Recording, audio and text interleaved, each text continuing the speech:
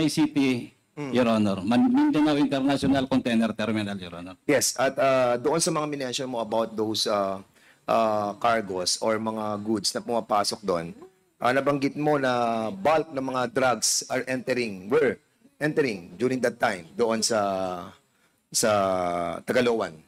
According to our intelligence report, Your Honor, transshipment na ginagamit po ang Taguluan Port, yung Mindanao International Container Terminal. At marami ang mga pumapasok. Yes, according to our report, Your Honor, with the intelligence community, volume. At sa tingin mo, bakit nakakapasok doon sa lugar na yan? Your Honor, there is an industrial estate, maluwag, and that is operated by, if I should say, coming from Davao, Your Honors. And that port, no, is under the jurisdiction of the PBDEC. Yes, Your Honor. Which, Mr. Chairman, pinag-usapan na rin po natin dito nung mga nakaraang hearing natin. And we have invited yung mga former commissioner ng custom. I will be asking some questions to the commissioner natin, no? During that time that they were the one handling the custom, meron lang pong pakikita na na picture. Can we show a picture nung technical, please?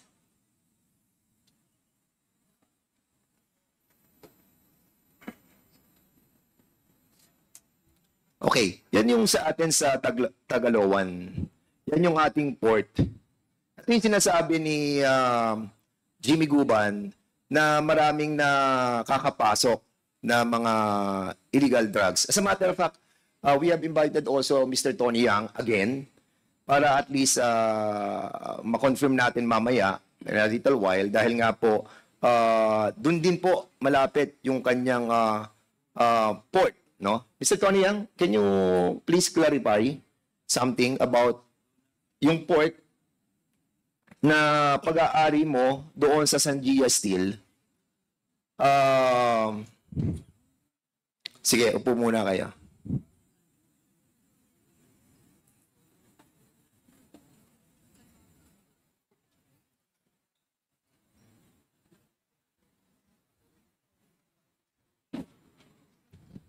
So kung titignan po natin itong port na to, makikita po natin lahat ng goods natin, diyan po siya nagdadak.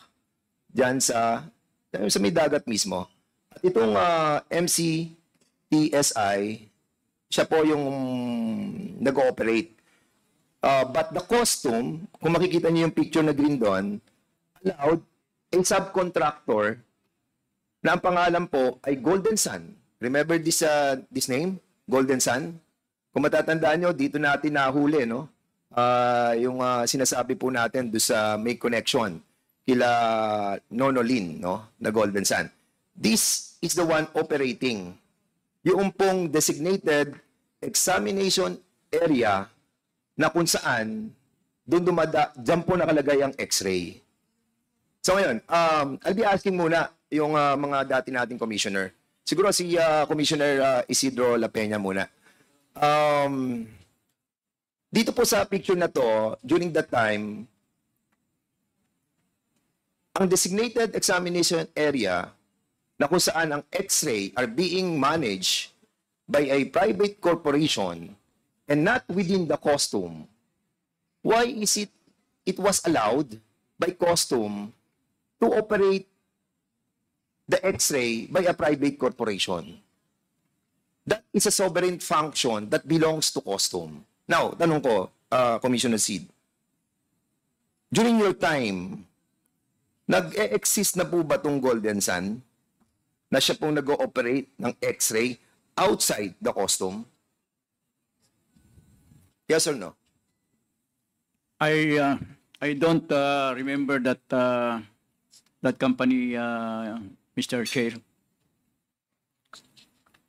Commissioner, 2012 pa po sila nag-ooperate. Kailan po kayo napasok sa custom? I assume as the Commissioner of Customs in 2017, Your Honor. Yeah, Correct. Mr. Chair, yeah. 2017. Yeah. Kung 2017 po kayo, alam niyo po na nag-ooperate tong private company na sila po ang nagmamanage ng X-ray facility that being handled by the Golden Sun. Kasi 2012 pa rin po, 2012 pa po sila eh. Kung titingnan po natin, ang kanila pong General Information Sheet sa Security and Exchange Commission and their contract with Custom 2012 until 2035 ang kanilang kontrata. 25 years was given to them to operate the X-ray in the designated examination area wherein all the goods that dock in that port will pass through that X-ray in a private corporation. That's right, Your Honor. I just don't remember the name of the company that operates it. But when I assumed as the Commissioner of Customs, I made a study of the operations of Customs. And of course, Bureau of Customs at time, we have a problem pertaining to corruption. It's something that we have to address. And it starts with, well, one is the process of the processing of the goods that comes in. And that one essential part of that process is the X-ray. Kaya nga po, Commissioner, napaka-importante po nito kasi itong pong X-ray sa designated examination area is a sovereign function. Ibig sabihin po, function po to ng ating gobyerno. Hindi po to function ng isang private corporation. Yes, Mr. Chair. So, ang tanong ko sa inyo, Commissioner, why did you allow to operate a private company using the X-ray in a designated examination area? Well, as I've said, Mr. Chair, it was already existing that time when I arrived. Okay. So, yeah, and so we made a study to improve the system. In fact, that's one of those that I saw that needs to be corrected, including we even have a study and almost complete automation of our customs Eh, bakit operation. hindi po natin kinancel? Kasi kung titingnan niyo yung picture, no? Yes, Alam niyo po ba yung X-ray na andun sa isang private company being owned by Golden Sun? At lahat po ng mga container, kaya pala pumapasok yung ating pang imported goods, lumabas na siya ng custom, saka mo pa lamang siya i-X-ray. It doesn't make sense, ha? Na pagkalabas niya ng custom, saka ka palang dadaan sa X-ray sa isang private company. Now, ang tanong ko po sa inyo, sir, sino po ang may-ari ng Golden Sun?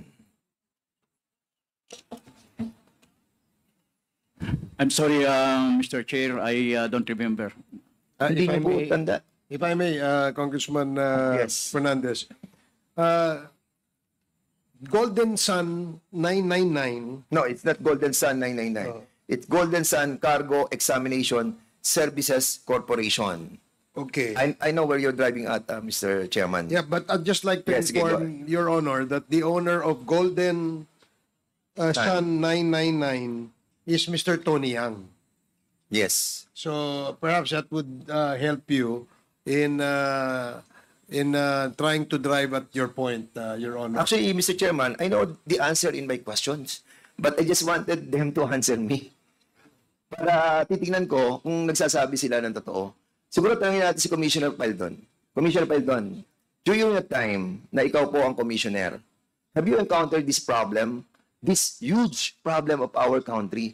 Malaking problema natin yung mga nawawalang containers. A while ago, I was talking to the chairman and we are talking about the name of that boxes that were found in Dumoy that came from Cagayan de Oro, doon mismo sa port. Nakapasok.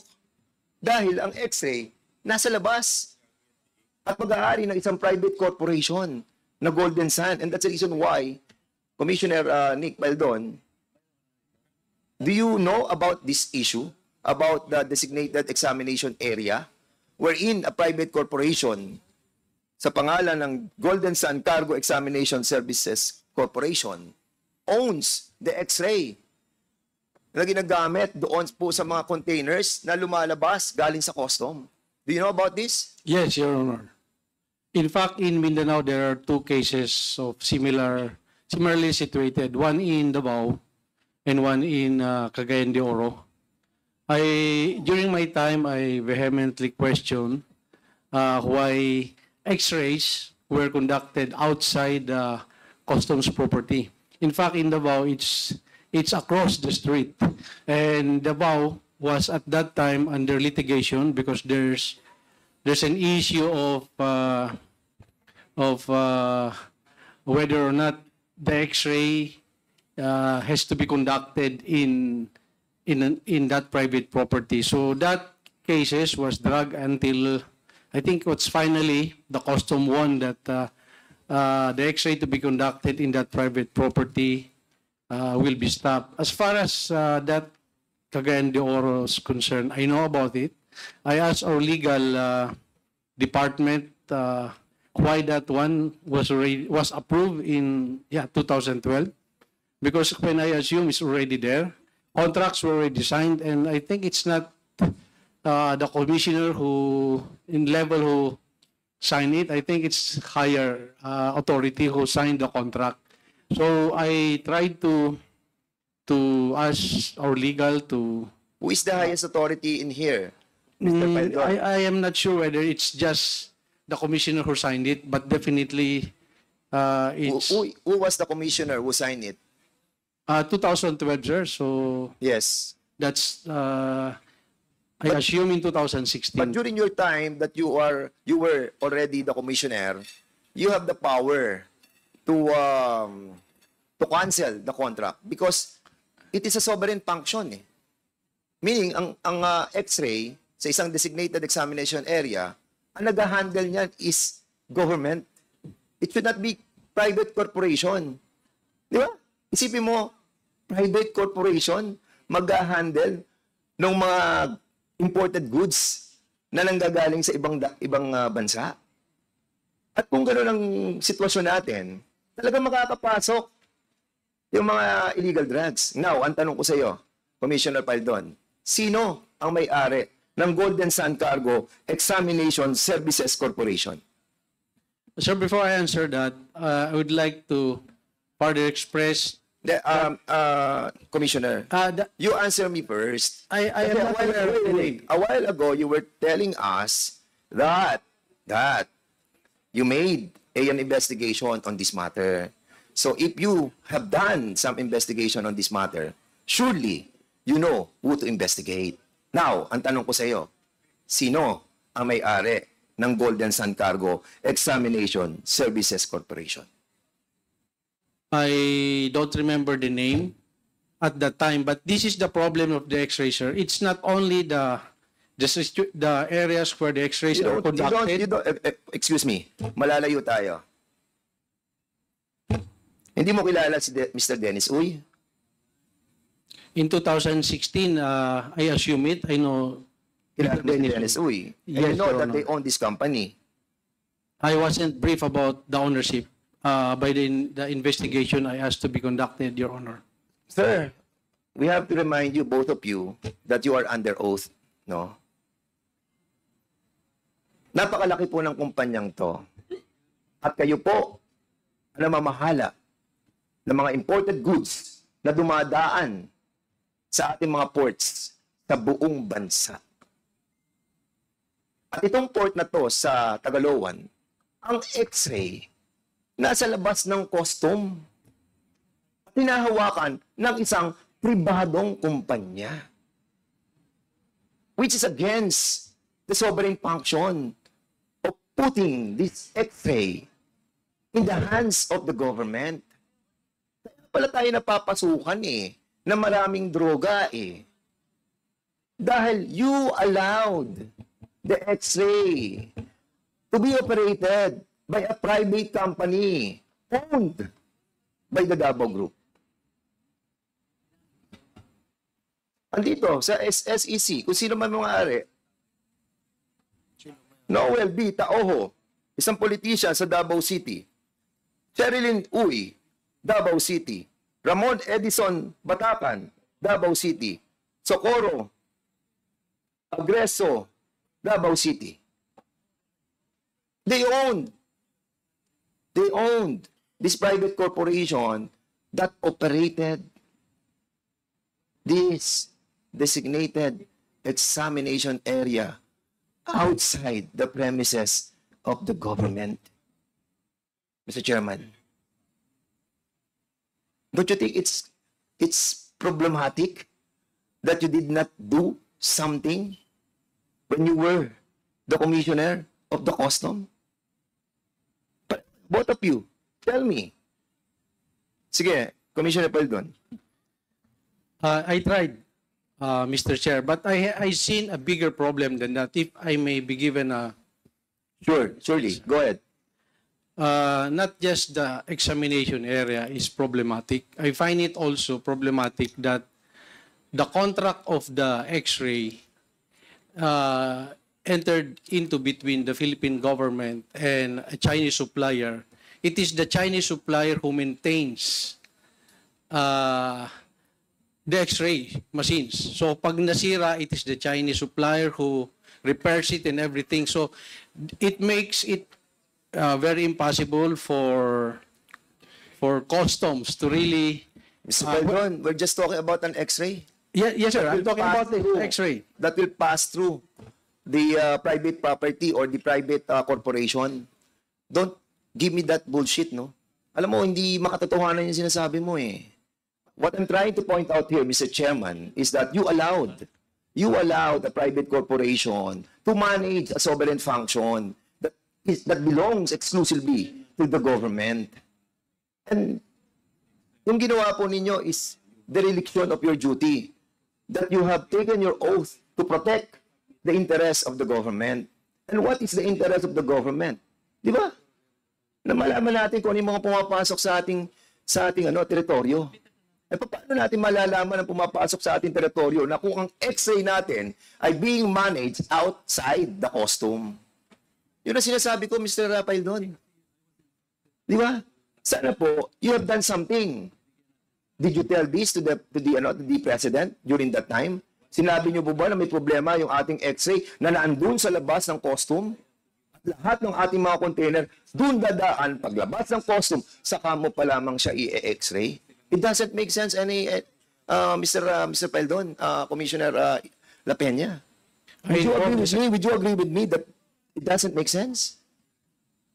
Yes, Mr. Chair. In fact, I said that I made a study of the operations of customs on the outset. And then one of those that I saw is the improvement of or the operation of the X-ray. And in fact, I have made a recommendation for the purchase of X-ray and training of technicians. And one of those that that even helped me is Mr. Ramon Ang, who will donate these X-ray machines. And he said that I will provide the personnel, we will just train. Okay. So that was on the way. And I was just overtaken by events because of the magnetic lifter. Okay. Sir, did you tell this to the president, that we have the former president? Because alam natin na nasa labas yung X-ray eh. And being managed by the Golden Sun, owned by Mr. Dennis Uy. So ngayon, sinabi ba natin sa presidente na, sir, hindi pa pwede ang X-ray nasa labas kasi function po yan ng ating estado. Sinabi niyo po ba sa former president? Mr. Chair, I did not tell the President, but we were on the work. As I've said, even Mr. Ramon Ang was... No. What I'm trying to ask you, did you tell the President, Mr. President, may problema po tayo. Malaki po. Bakit? Kasi yung X-ray, nasa labas po ng custom.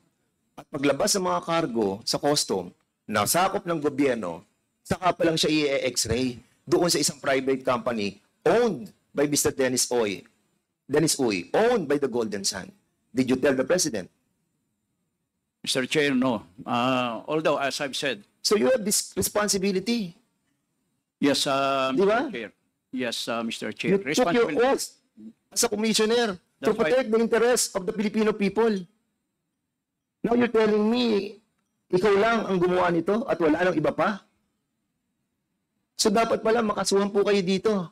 Because hindi nyo nirescind yung kontrata na 25 years na sinay ng custom, andito, sinay ng custom, sinay ninyo, sinay ng custom, na disadvantages to our government.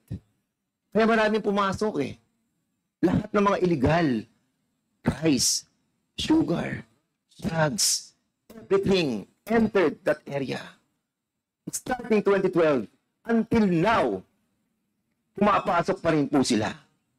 Alam niyo po ba yun? Well, I will agree with you, Mr. Chair.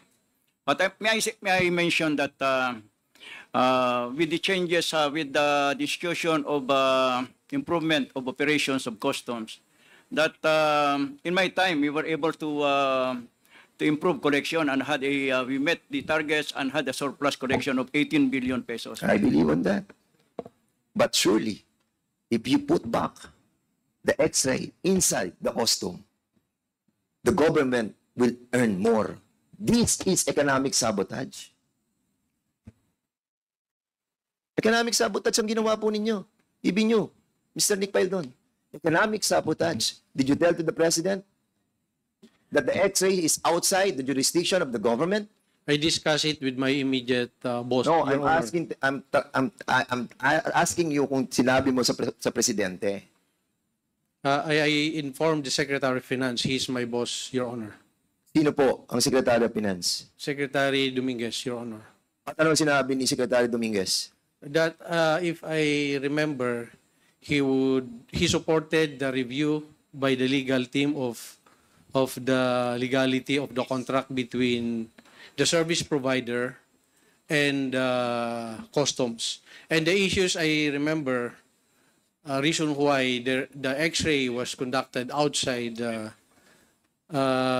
custom area is because the customs area there is, I think we're also a locator. And we don't have enough space. That's why there's another space. That's the immediate briefing I received when I questioned why this X-ray is conducted outside the perimeter of customs. Because in Taguluan, if I remember, customs is also a locator in that big area.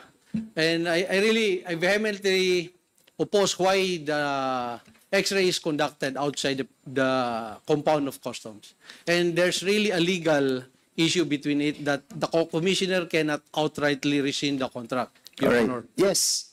I got that memorandum circular that was issued by Secretary Dominguez.